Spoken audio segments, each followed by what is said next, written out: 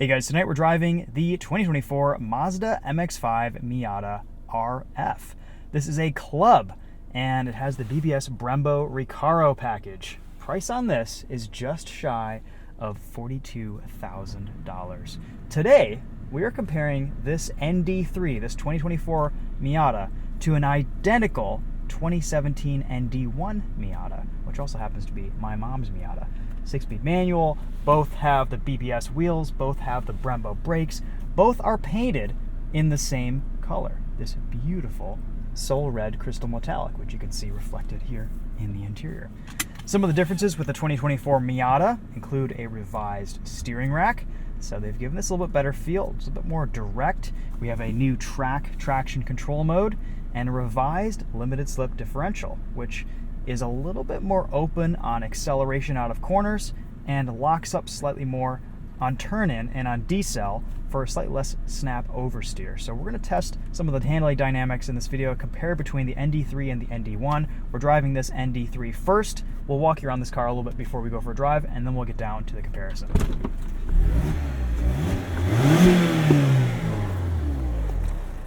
We recently drove the BBS Brembo Recaro Club Ragtop, and I loved that car. I thought that was kind of my perfect spec Miata, and I've got to say I do slightly prefer it over the RF, but there are some really nice things to know about the Miata RF. For one thing, it's the closest we've ever gotten to a Miata coupe, and it just looks stunning. It is a really, really gorgeous car. I love the design. It's a lot quieter inside, especially at highway speeds, than the Ragtop Miatas. That's kind of to be expected. You are paying a price premium, but depending on your priorities, it could be worth it. I think personally I'd go for the Ragtop just for the ability to throw that top back really fast. You do get slightly better visibility with the top down, and you can fit a roll bar under the Ragtop, whereas you can't with this. So if your local tracks require a roll bar for your Miata, you're kind of out of luck with the RF. Here's your Skyactiv G 4-cylinder, 26 miles to the gallon in the city, 34 on the highway. I've had no problem averaging 30, 31 miles to the gallon, having a good time in it this week. Very efficient motor, revs nicely, doesn't sound like anything from the factory, but you put an exhaust on this and it is one of the best sounding 4-cylinders I think ever made. 17-inch wheels, 205 45 R17 tires at all four corners. These are Bridgestone Potenza S001s. Decent summer performance tire. Brembo brakes with 4-piston calipers up front. And just a beautiful, beautiful package. This is a good looking car. Gets a lot of attention, gets a lot of looks, and with the top up, which is I think how we're going to drive it tonight, it is especially gorgeous. Let's show you guys what that looks like. Let's see if we can do it with the door open. I think we can.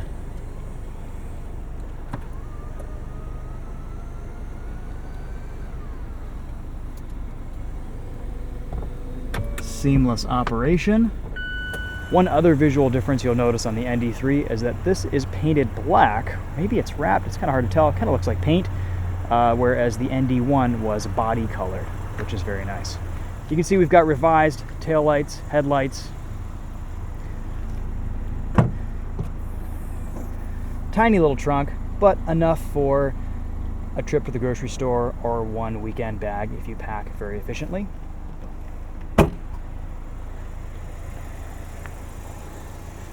Great little car, still some of the most fun you can have for under $50,000, or even at any price, I would argue. This new Miata is just a fantastic little package. And in this ND3 generation, it has been further refined, improved. We've got an updated infotainment screen, wireless CarPlay. You can use it as a touchscreen, though I believe that's only when you're parked. And the rest of it just kind of looks like Mazda's updated infotainment. So no major changes there. Love this gauge cluster. Nice, sharp, classic, sporty looking gauges.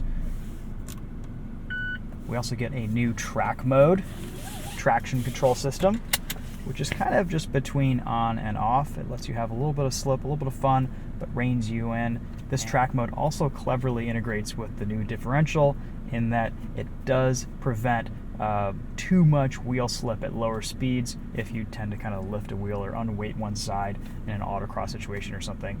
With traction control off, that completely goes away and you're completely on your own, which is still nice to have. Here's what your reverse camera looks like. Same thing. You can see that massive blind spot right here, that rear 3/4. You do get used to it. Easy to drive. You really get into a rhythm with this car. All of your inputs in this are just lovely. Nice firm brake pedal. Shifter has the perfect throw. Zero rev hang here. Nice responsive engine. You can feel a little bit more weight with this RF Miata.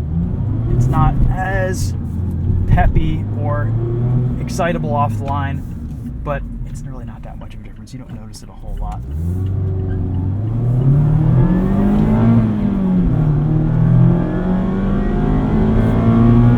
We do get a revised intake with this 2024 Miata, so we get a little bit more engine noise in the cabin, which is a welcome change. ND2 Miata was a bit too quiet for my tastes, and I'm curious to see how this compares to the ND1 in the cabin, because the ND1 actually sounded pretty good.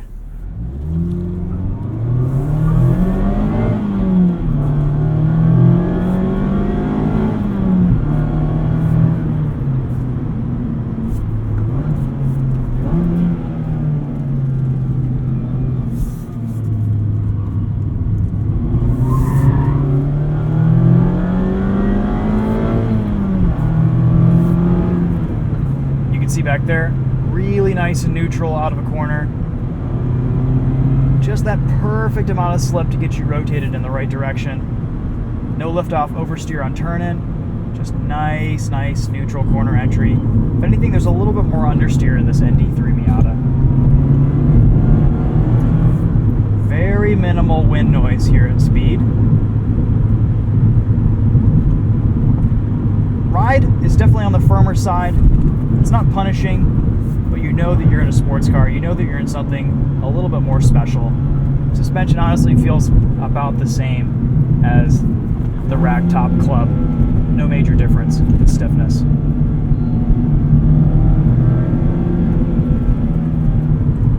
This is still just the answer. It's the best sports car. From the top-down experience, to the responsiveness, to the light feel of this Miata. One thing I really appreciate that Mazda did with this ND generation is that they made it smaller, they made it lighter. Regular old cruise control, nothing special there. Easy to adjust your speed though, you can skip 5-mile-an-hour increments, no problem. Cancel. All the functions, all the interior user interfaces here are just so easy to use and live with.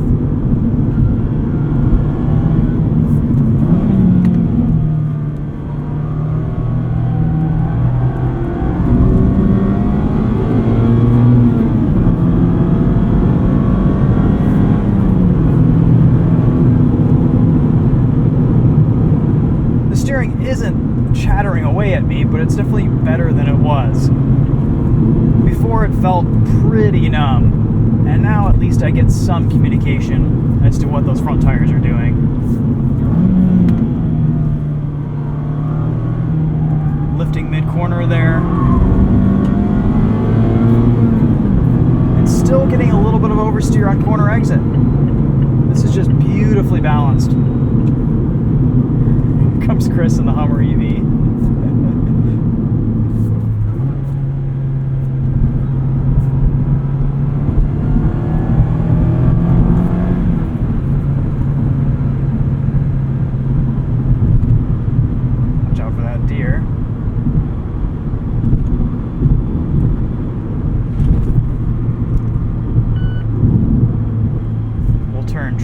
Traction control off and just go off with everything. One button press. I love it. It's so easy in this car.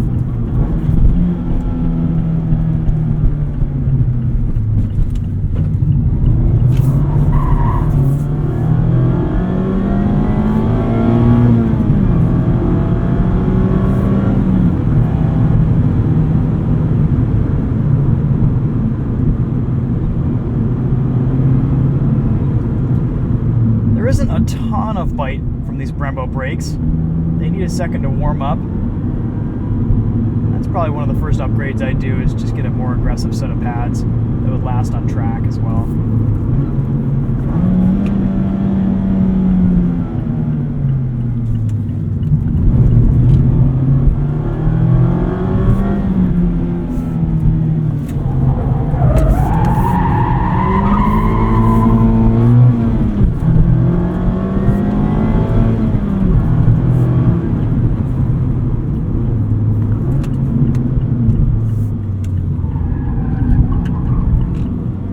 Love how balanced that is. I think the big positive to the changes that Mazda has made here with the ND3 is that you can drive this car a little bit harder with a bit more confidence than you could before. And I think that makes you just a faster driver on the track.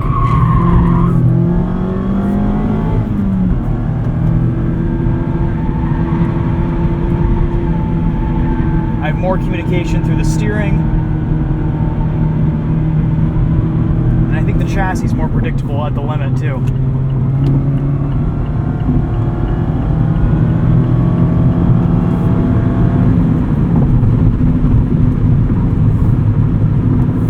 All right, 80 miles an hour. Turn cruise control on. Traction control automatically turns back on. That's nice. At speed, a little bit of noise from those tires, but wind noise is much reduced from the cloth top club.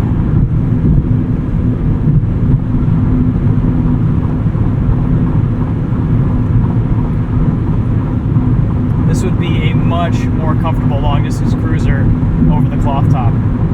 If you're commuting in your Miata, if you're daily driving it, you're not really going to be going on track. The RF is probably the way to go. It's just as fun to drive. It looks amazing. And you've got a little bit extra protection and security too, with this having a hard roof. All right, so this is cool. I just noticed this. Let's say you had traction control off before you engaged cruise control. You cancel cruise control. It resumes to whatever you had it set to. That's awesome. So traction control on with cruise control on. Cancel cruise control. Traction control turns back off. All right, so that feels like a pretty good drive in the 2024 Miata. Let's go drive the 2017 and see how these two cars compare. All right, we have transported into the 2017 ND1 Miata. Let's see how this feels on the same exact test route, just in reverse. Exact same spec car, no differences. Except for this was before the Recaro seats came out. I believe the Recaros came out in 2020, and this still has the cloth seats. They are pretty supportive. They feel a little bit higher up. Of course, this is my mom's car, and she's 5'1", so her driving position might be slightly higher with the way she's adjusted these bottom supports. 12,000 miles. Feels very, very similar to the ND3 on first impressions. A little bit more lively on turn-in, and we do have a slightly different tire compound on this ND1. This is on a set of Continental DWS 06 tires, Pre-Plus. Nice and quiet at highway speeds. Old infotainment. No reverse camera. Ride feels a little bit softer too. Not sure if that is a suspension tuning difference or just the fact that this car has more miles on it. Could be placebo, but it feels like there's a bit more low down torque from this older engine too.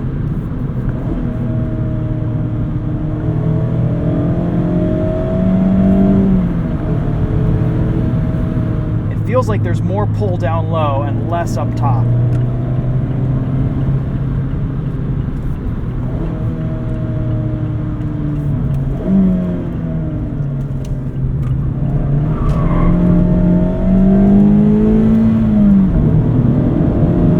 Yeah, power really falls off closer to 7,000 RPM. And you can see around a corner, a bit more lively. These ND1s were known for their lift-off oversteer. We'll test that here on this roundabout.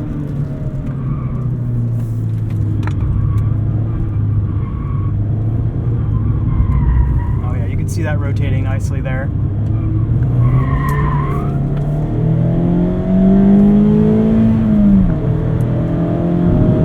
Yeah, there's a huge difference up top between these two cars' engines. There's just kind of a numbness to this rack, whereas the other rack returns to center a bit quicker. It feels like there's just less resistance in the steering in the ND3, whereas this, a bit rubberier, a bit less direct.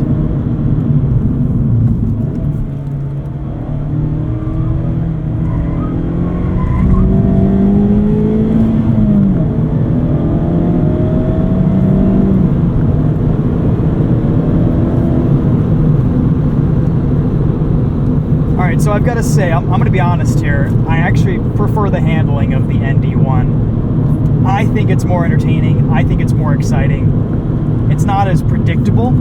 I don't think you'd be as fast with it on track, but it's more fun.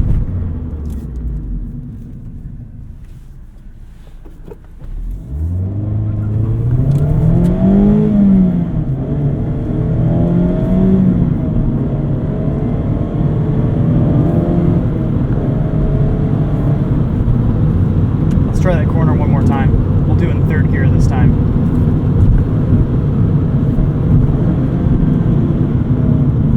Brakes feel identical.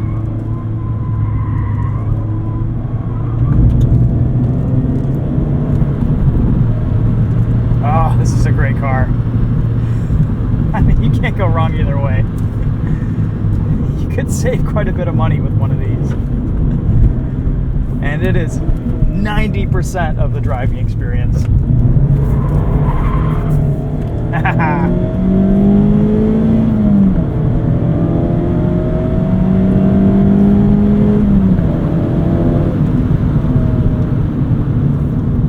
All right, so how can we summarize driving these two cars? They are equally as fun, guys. For the money, the ND1 is amazing value. You can get into one of these for around 20 grand, maybe a little bit less, maybe not an RF, but a cloth top. It is just a great buy. Some of the earlier cars did have gearbox issues. A lot of that has kind of been sorted out now. I would do your due diligence on what years have the most reliable gearboxes and kind of just go from there. But for the money, this is an excellent sports car.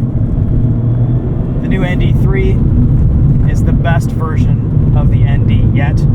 There's no arguing with it. I think all the changes that Mazda have made have added up to be a better car, from the infotainment to the appearance to just the tuning of the suspension and the differential. This is maybe a bit more fun of a car to drive today in these dry conditions, but I will say in the wet, the ND1 and ND2 Miatas are kind of sketchy. And I bet the ND3 is a bit more buttoned down with that revised differential.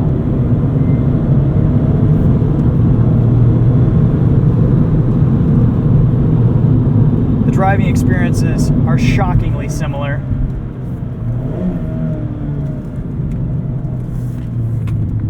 Nothing comes close to how visceral and enjoyable and just lively these cars are.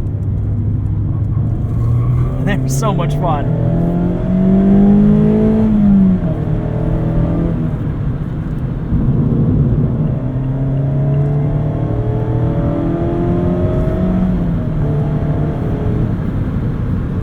Does the ND3 sound better than the ND1? It's kind of hard for me to tell.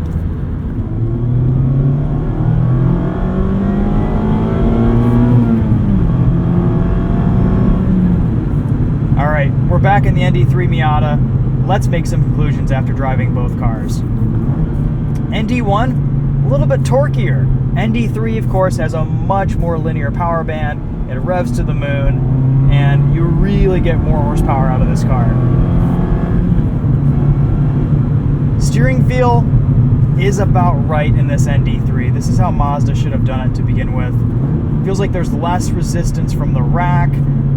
You get a little more feedback. It's not revolutionary, but it's far from being numb like the ND1 is, and it's just overall a really nice improvement. Is it worth the extra money between the ND1 and ND3 to get that improved steering feel? No, but it is really nice that Mazda finally fixed it. Overall, the ND3 is definitely the better car. The only thing that I miss about the ND1 is that the snappy, the characterful, the kind of twitchy handling is really fun in that car. It's scary as hell on the wet, but in the dry, it makes for a more engaging, exciting, and I think spirited experience from your Miata. The more understeery nature of the ND3 isn't as exciting. It's more predictable, it's faster, it's more consistent, but I think ultimately it's not as fun. You can still have a lot of fun in this car, don't get me wrong. Both cars are pretty much equally fun.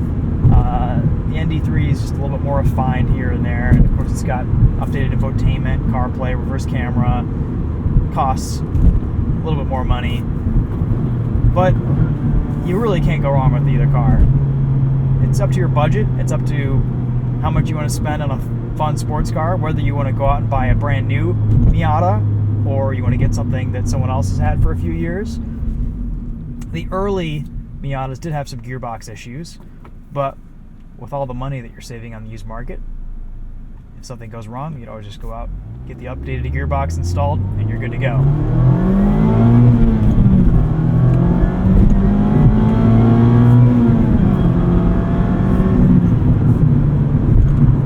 This Miata is just so good. The more I drive it, the more I become in tune with driving it. It feels so cliche to say, because everyone says it, but you really do feel one with this car. It is one of those few mechanical, visceral driving experiences left on the market these days.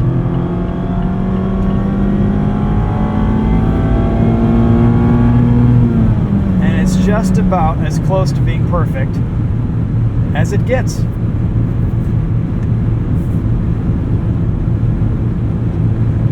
The RF is nice to live with. It's this type of stuff where it really comes into its own. And as a top-down experience, it's great too. Windows up, top back.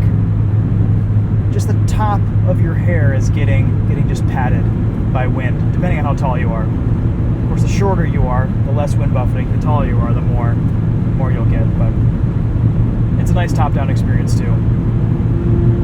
Honestly, it's kind of a hard decision between RF and cloth top, but I'll leave that up to you guys. That's going to be a wrap for this video. Thank you so much for watching. Hopefully this was helpful, informative, and entertaining. We'll see you guys in the next one. Take care.